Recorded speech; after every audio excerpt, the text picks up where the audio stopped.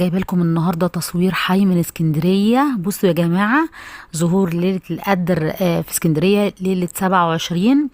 واللي اكد كلامي التصوير ان انا جايبه لكم في سماء اسكندريه كلها. واللي اكد كمان ان مفتي الجمهوريه قال ان ليله 27 من الارجح ان هي كانت السنه دي هي ليله القدر.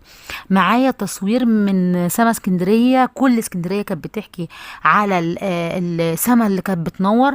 وانتوا عارفين الجو حر، يعني مش لا برق ولا شتاء، بس فجأة لقينا نور في السماء.